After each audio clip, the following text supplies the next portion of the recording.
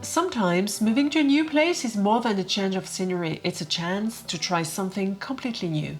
Hello, and a warm welcome to Living the Dream French Riviera, the podcast where we explore women's professional journeys while relocating to the south of France. I'm your host, Cécile Liconnet.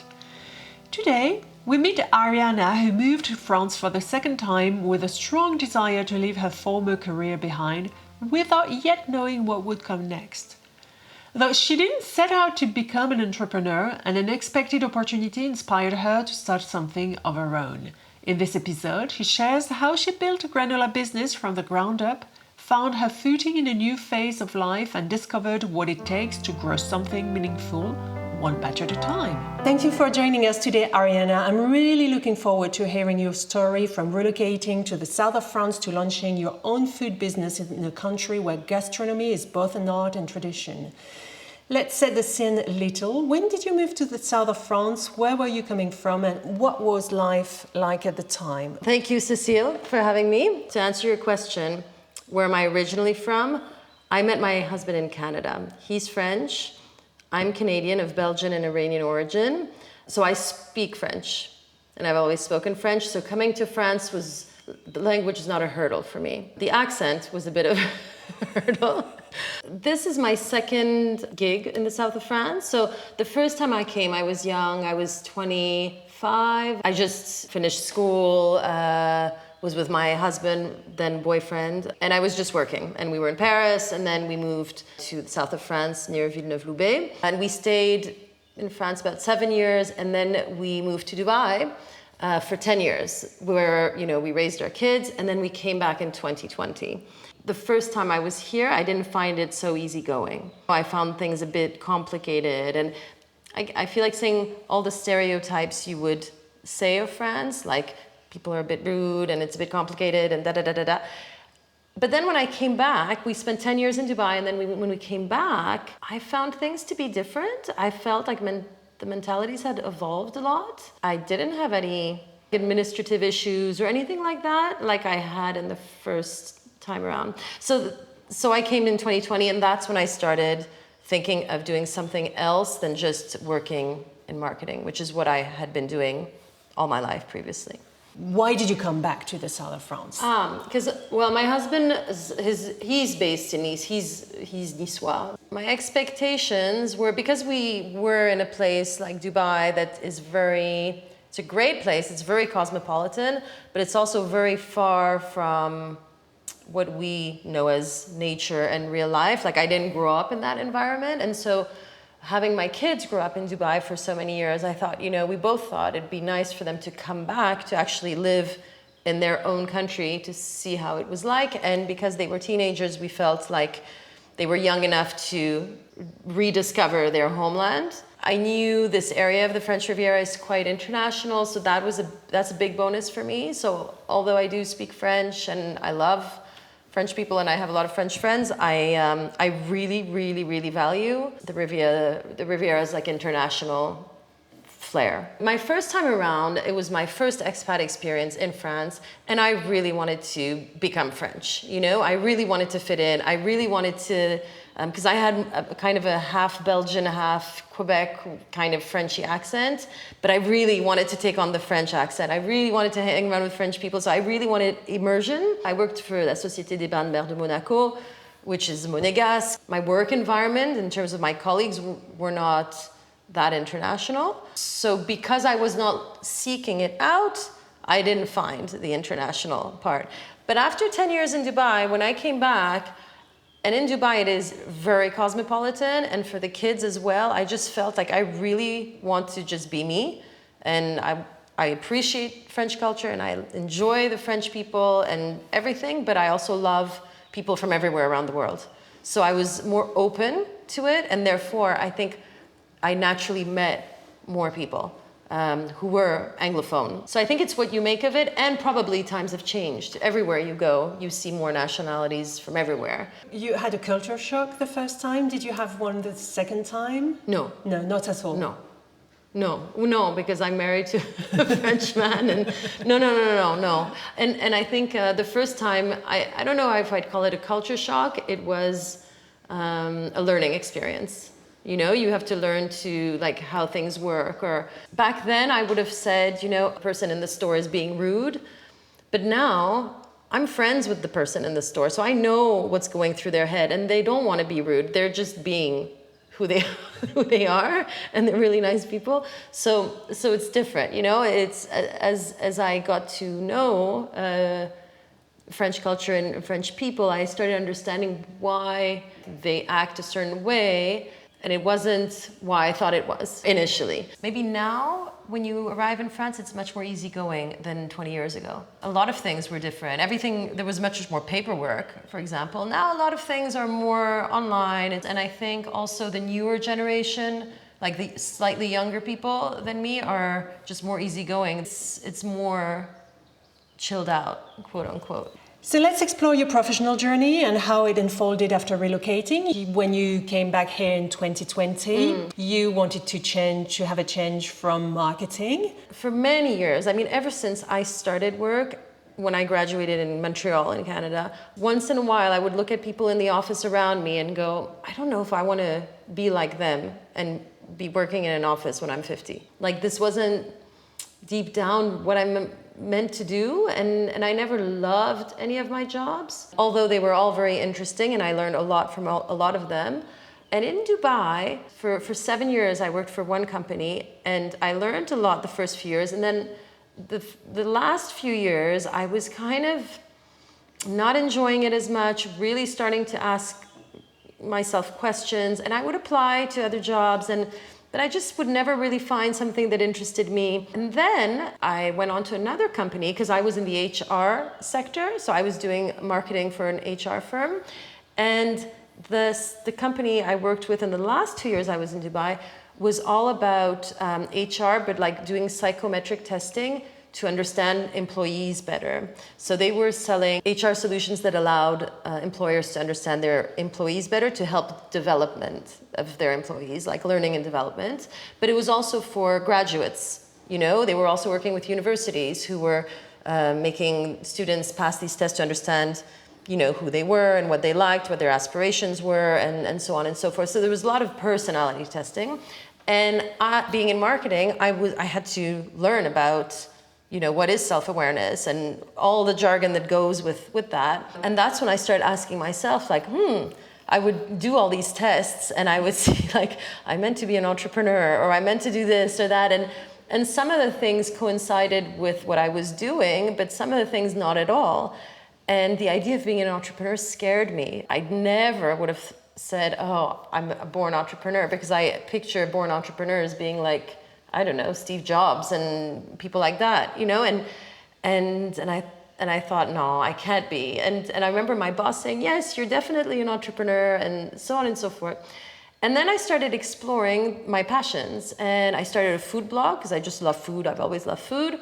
I did my Pilates certification. I really explored all these avenues that just interested me.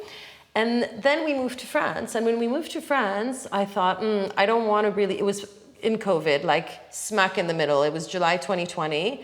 And I thought, I don't want to go look for a job. I just don't want to go and interview for jobs and have to lie about my motivations of why I want this job, because there's no job I really want, you know? And it was the first time in my life that I physically couldn't get myself to keep doing what I was doing, even though I'm very risk averse.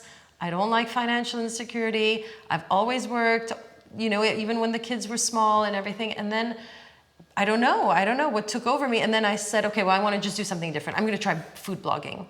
And so the blog I tried to commercialize it. So I tried to do that for a year. It was very difficult, and I realized this is maybe not for me, because I'm not high tech enough to be, you know, doing what bloggers do. And then one fine day I was at a market, because I'm still like in admiration of all like markets, especially in villages like Valbonne where I was.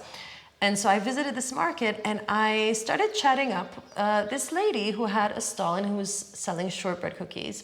And this lady selling shortbread cookies, she looked a little bit like me in the sense of she didn't start off selling shortbread cookies, you know? She looked like this was maybe chapter 2 of her career or something.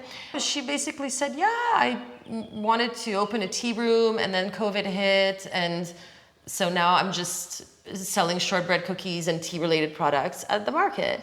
And I thought, wow. And she used to have an office job like me. And so she made it sound really easy, like the administrative, the doing all the hygiene courses and getting your SIRE number.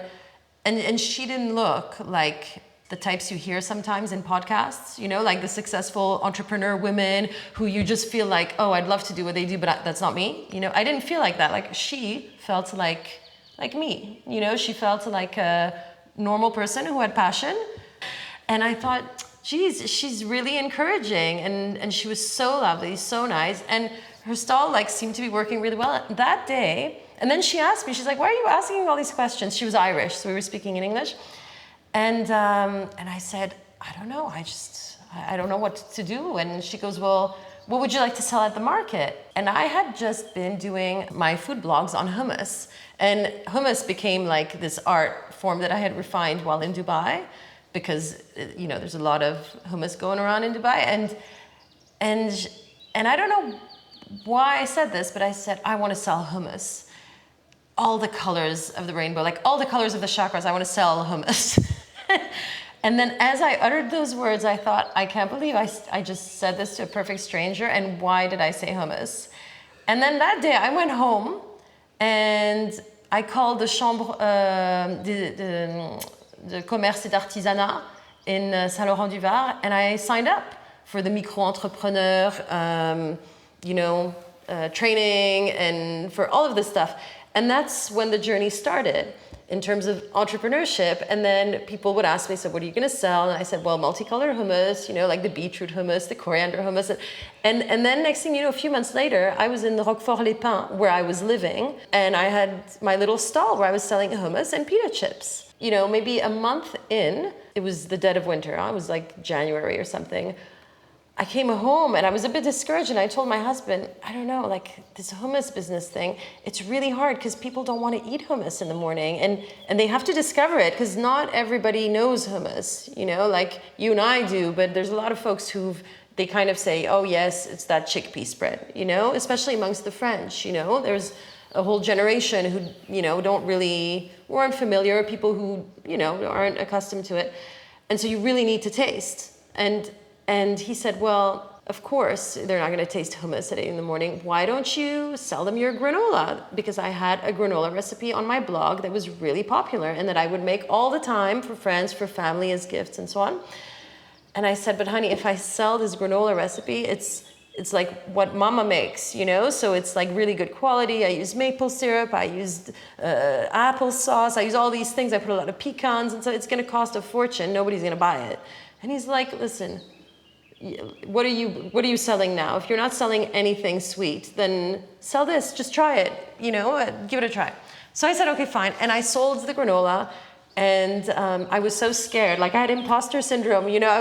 I thought, well, I'm just going to sell these really small packages so that they're not more than €5. Otherwise, no one's going to buy it. I had it in my head that nobody's going to buy what I'm selling.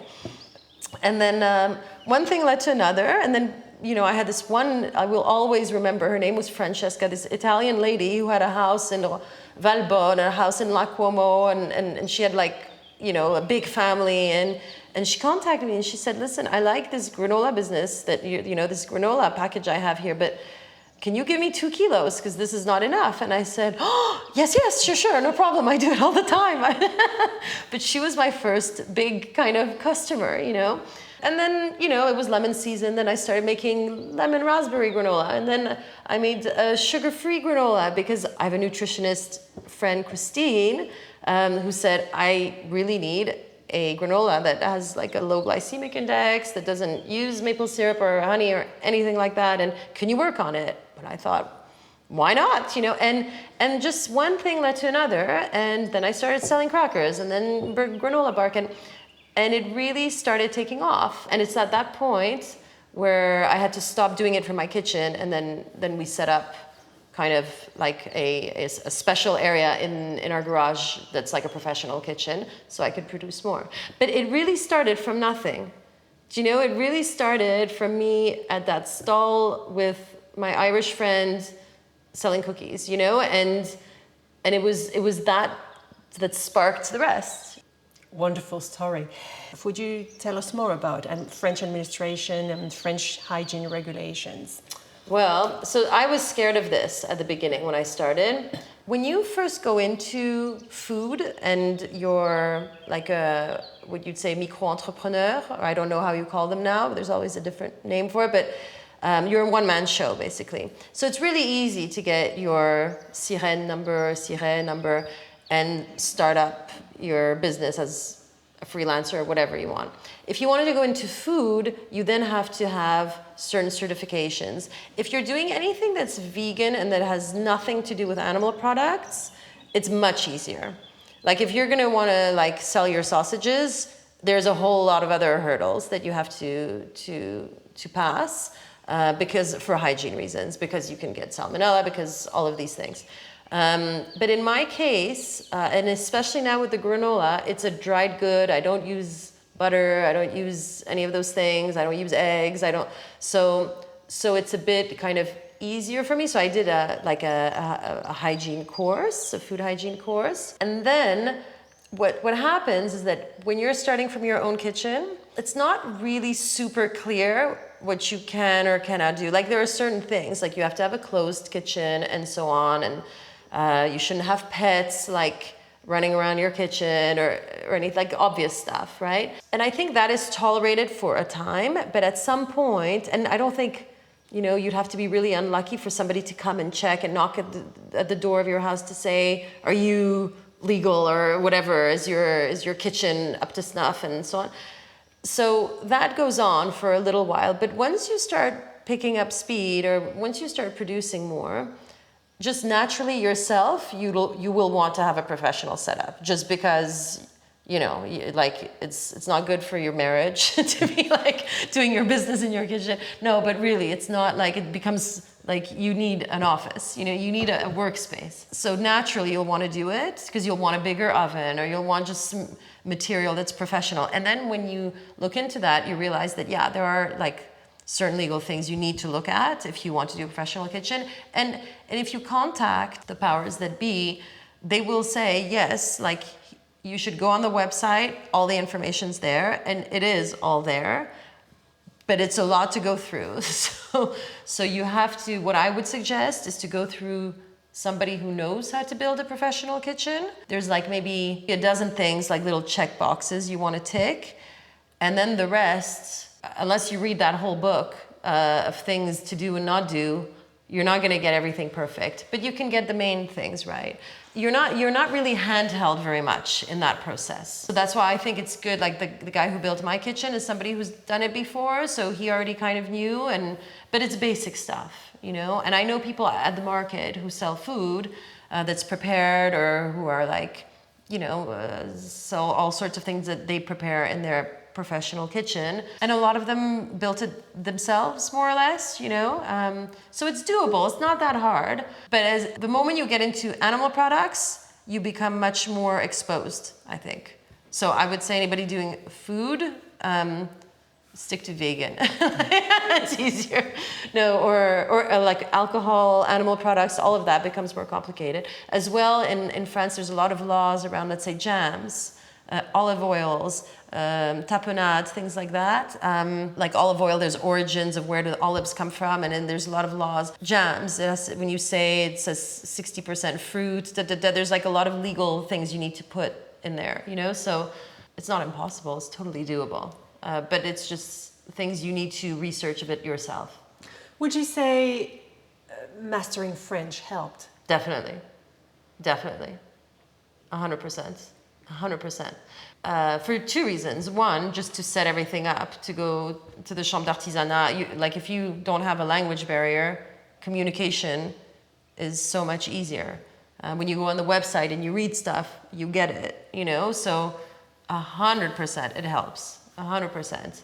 And I see with customers, half of my customers speak English or like their first or second language is English, and the other half are French.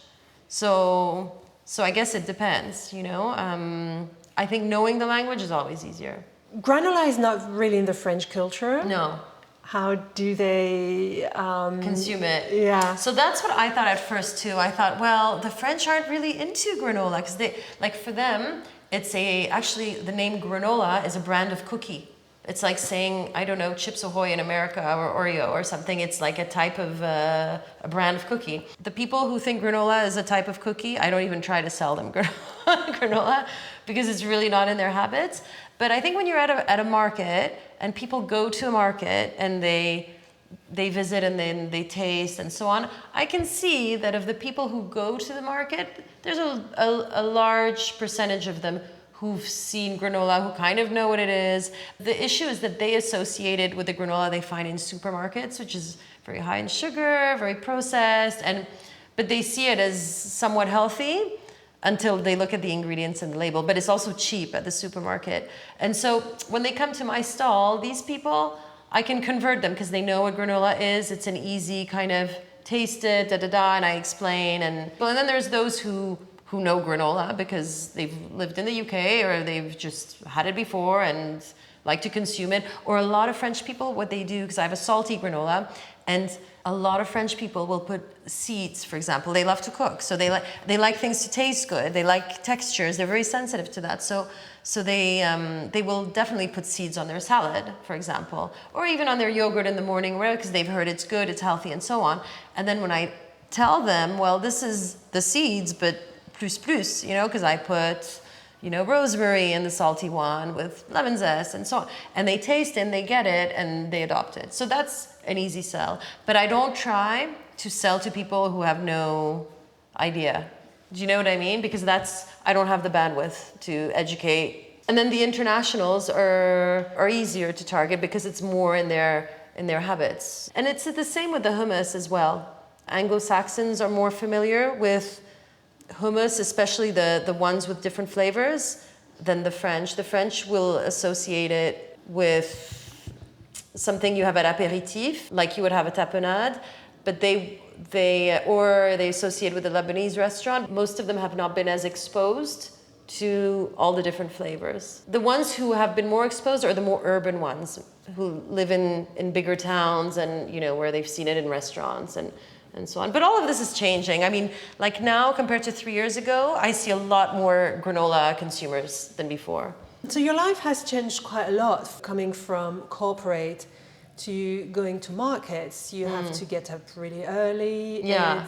Listen, for me, it's, a lot of people say, you have so much courage and, to be getting up so early in the markets and it must be so hard. It's a lot of hard work. And do you know what? I don't necessarily reply this to them, but I think it in my head. And I think, I think I needed a lot more courage to go to work at the office of a job I wasn't crazy about than this waking up at 5:30 business where I know I'm just going to, go see people I like. People who go to the market are in a good mood, like they're there to buy your stuff. And I don't know. And I'm doing what I love. Also in an environment where I feel like more efficient water than I did when I was in the corporate world.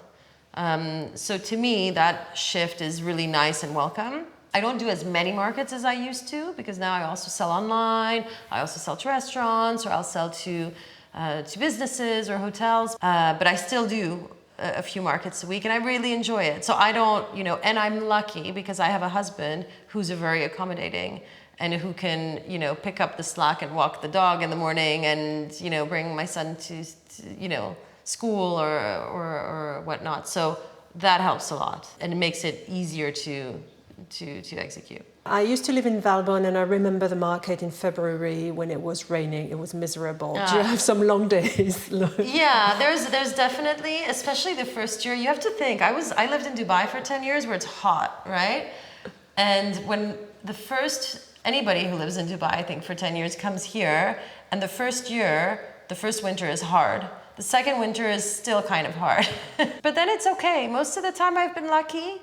Yes, there have been days where there's a bit of rain or where it's cold, especially in Valbonne, it gets very humid in January, some mornings, or February. you kind of get used to it. It's one morning of the week and it's fine. And when I used to do more markets, fine. It was a few weeks or maybe in the year where you had a few difficult markets. If it's really pouring rain, you just don't go. I just don't go. It's a personality. There are some people, like I can't sit in front of an Excel spreadsheet for 2 hours. Like, I just cannot do it. I've done it. I don't like it. I don't want to do it. Some people are very comfortable doing that. It's their comfort zone. It's their happy place because they're very analytical and they're problem solvers. And so for me, my happy place, I always say, is the market. I especially like the Valbonne market. It's really my happy place because people come and then you get to know people from, after weeks and weeks and weeks and months and years. You kind of know a lot of people and without knowing them deeply, but still, some you end up forming friendships with. And I really like that. I really, really like that. You mentioned earlier that the only way you would sell granola was doing it the right way with high quality ingredients. Yeah. I assume that you have to sell it for a certain price. Yeah. Do people accept it? They understand it's a premium product? Yeah, because, and let's say somebody who has average knowledge of granola, like I go and buy Jordan's granola and whatever, and that's what I consume now and then when I have granola. And when they come to my stall and they see the granola, you have to tell them a story. And because I did do marketing, I know how to tell a story.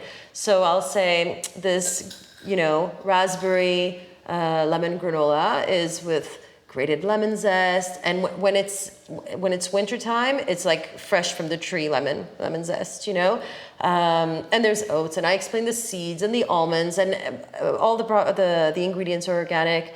And I mix it with apple juice, applesauce, raspberry coulis, maple syrup, olive oil, sea salt. Like, it's a symphony. Like, when I explain that story and then I tell them I roast it in the oven, when it comes out and it's nice and crispy and cool, I put a few drops of an organic lemon essential oil, and then I crush the freeze-dried raspberries and da-da-da.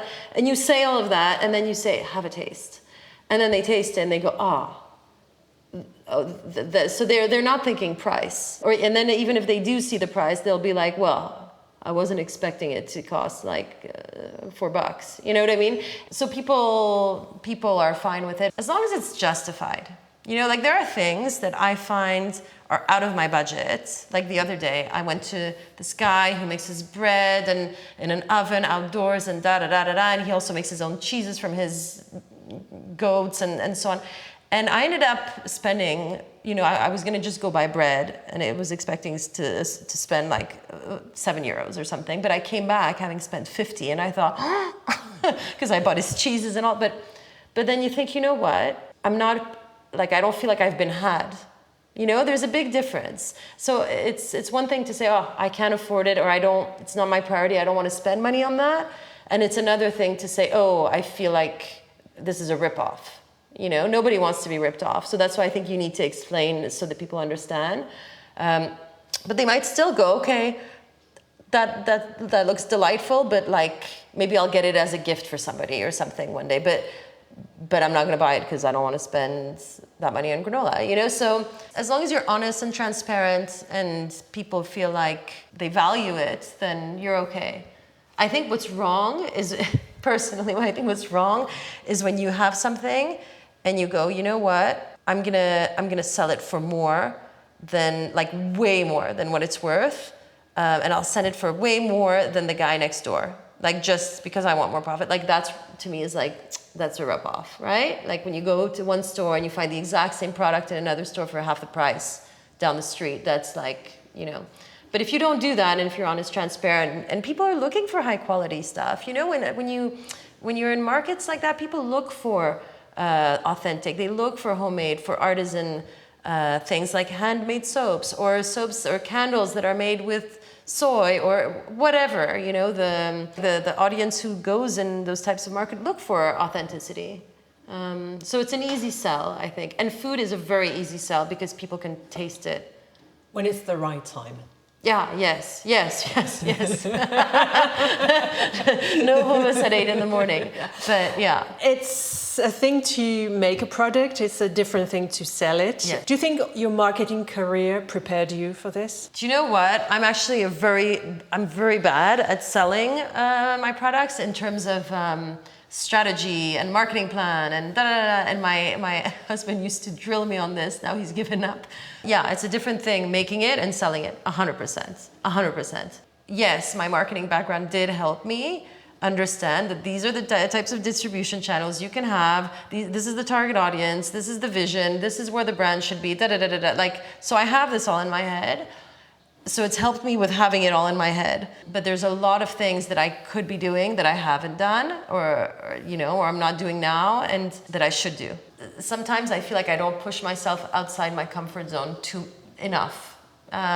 Which is something I think you constantly have to do when you're an entrepreneur. You constantly have to go, okay, I'll just do that sales call I don't really want to do, or I'll just go do the whatever I don't, to get out of the comfort zone, or I'll go talk to this person because I can partner up with them to do this event, or, and I think that's what I don't do enough.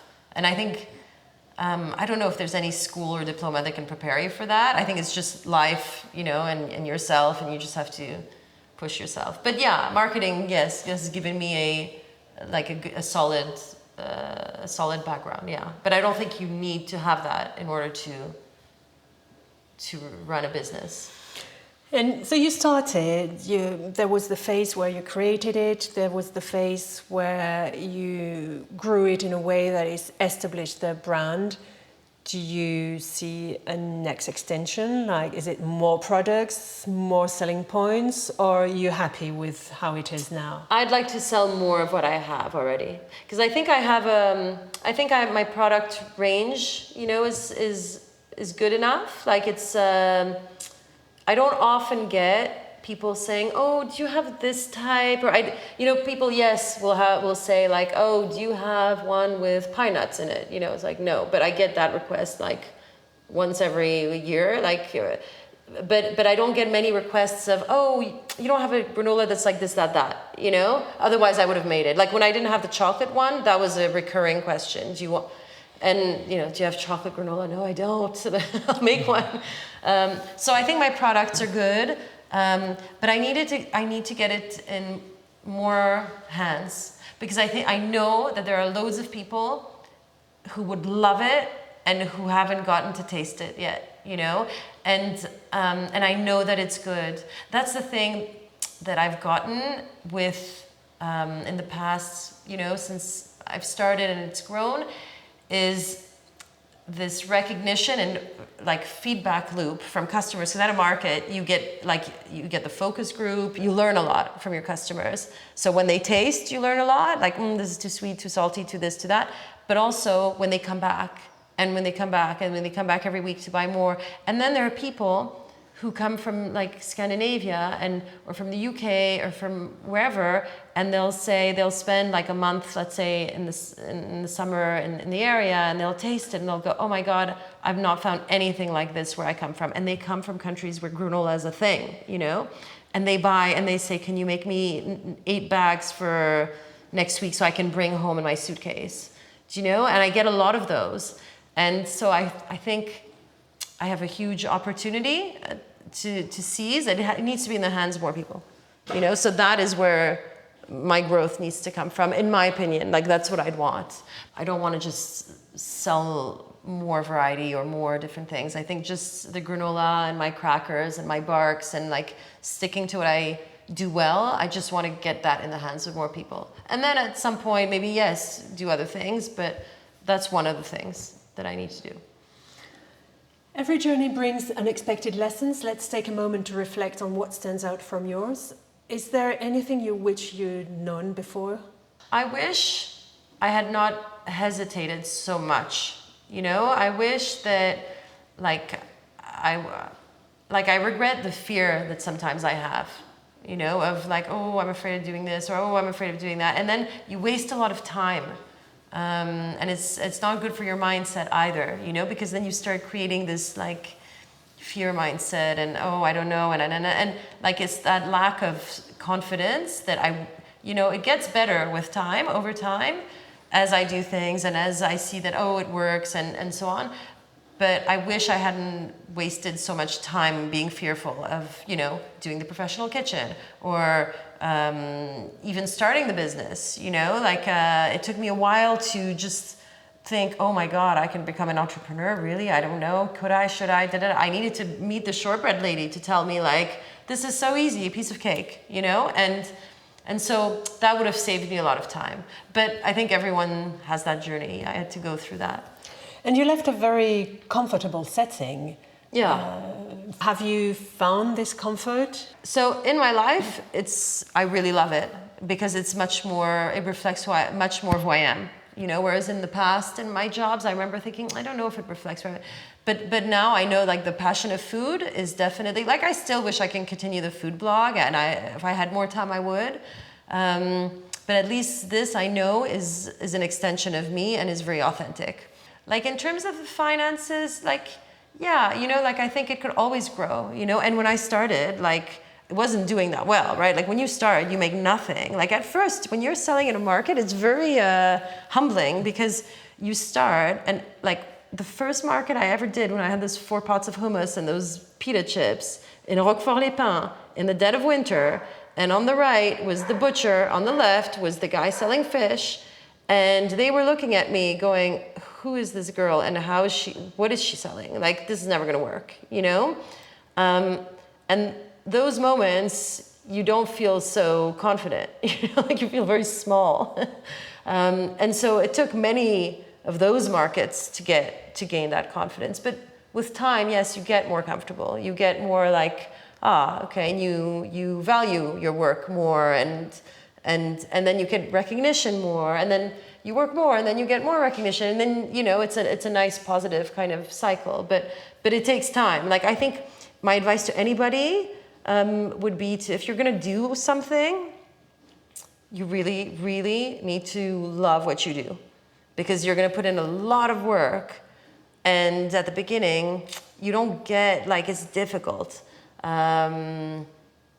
But if you keep at it and keep at it and keep at it, it does pay off if it's meant to be.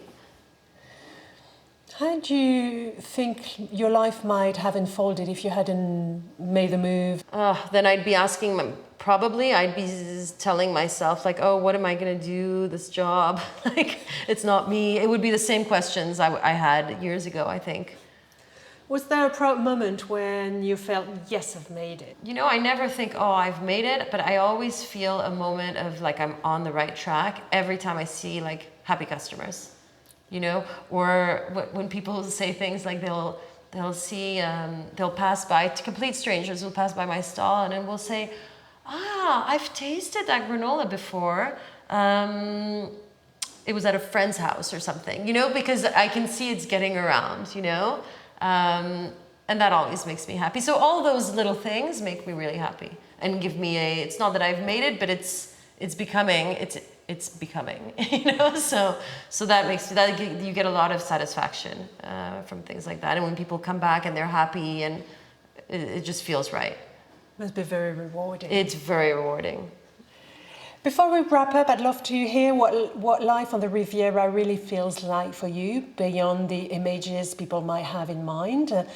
Is living on the Riviera as glamorous as it seems from the outside? It is as glamorous as you want it to be, and it's as kind of back to basics and roots as you want it to be. It's normal, and you're close to nature.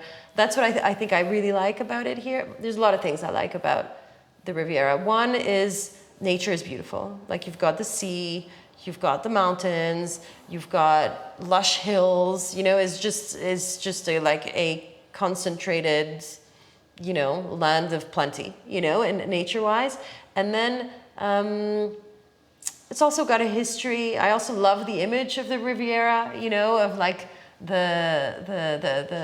the 1920s, and and all of the history of the Riviera. That's always been attractive to me, and then the international, flair, those 3 things, but especially the international and this whole beautiful nature thing. I just love those 2 things. And the people, you meet all sorts of people. Overall, it's nice. I really like it here. Which place in the region feels more iconic to you? For me, it will be places like l'Eden Rock, Saint-Jean-Cap-Ferrat, you know, le Grand Hôtel du Cap, like La Promenade des Anglais, like those places are just really iconic to me. Like Cap d'Antibes is, like all the houses in the Cap d'Antibes is super iconic to me. And do you have a favorite local spot or hidden gem you'd recommend? Well, if I tell you, it won't be hidden, but it's not hidden anyways. We like to go in the beach and near Cap d'Antibes a lot, like that's our spot. The beaches are small, it's a little bit sandy, it's not, you know, it's not the rocks and that you'd find in Nice. But it's also just memories of when the kids were small and yeah, I think that's our place. That is our, like, that's my other happy place. One of them is the market and then the other one is at the beach for sure. How do you see the region evolving in terms of food, wellness, or small business culture? I think it's booming. In terms of fitness and wellness, there's so much going on. You know, there's so much that I'm not sure. I don't remember this 20 years ago. You know what I mean? Like I feel like there's so much of everything. You know, there's Pilates studios, there's yoga studios, there's all sorts of, you know, fitness places that are great, and they're all unique and they all have their special kind of signature, and it's so that's like fitness. And then wellness, anything that has to do with food, it's grown a lot.